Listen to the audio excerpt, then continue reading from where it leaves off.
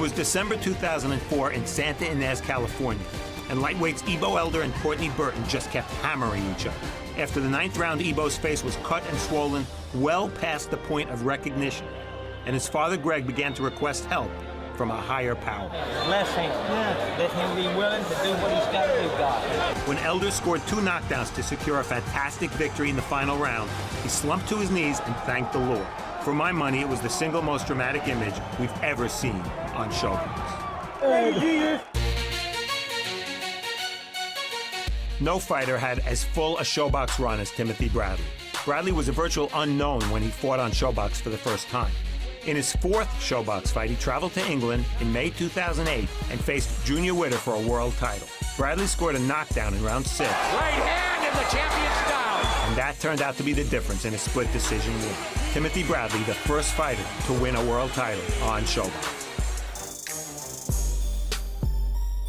We were at Foxwoods in February 2005, and before the show, Paulie Malignaggi told me he wanted to fight the winner of our first bout between Oscar Diaz and Speedy Gonzalez. So I made a brilliant suggestion. I told Paulie that after the fight, he should rush the ring and call out the winner, and I'd make sure our director knew where to aim the cameras. It was perfect reality TV because it was totally staged. Only problem, the security guards weren't in on the plan. Not only did they throw Paulie out of the arena, they came close to arresting him. And he is going, gone. Pretty funny to me. Maybe not so much for Paulie. May 2005, back at Foxwoods. The main event, Sechew Powell versus Cornelius K9 Bundrage. Remember the double knockdown in Rocky II? Touch him up.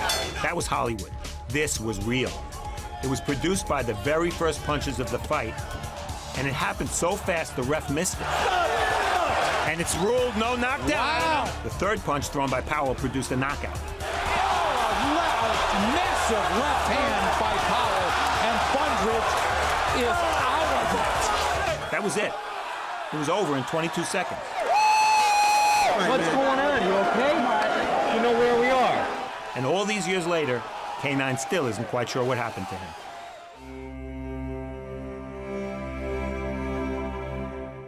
Nick Charles was the voice of ShoBox for the first 8 years of the show. He was also my best friend.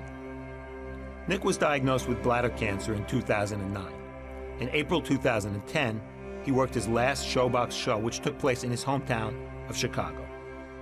At the end of the show, Nick looked the camera directly in the eye and explained why he was saying goodbye. And on a personal note, I know many of you know that I was diagnosed 8 months ago with a very aggressive stage 4 cancer.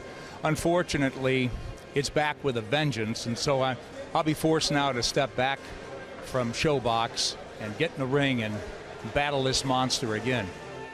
It was as honest and heartfelt a moment as you'll ever see, on TV or anywhere else.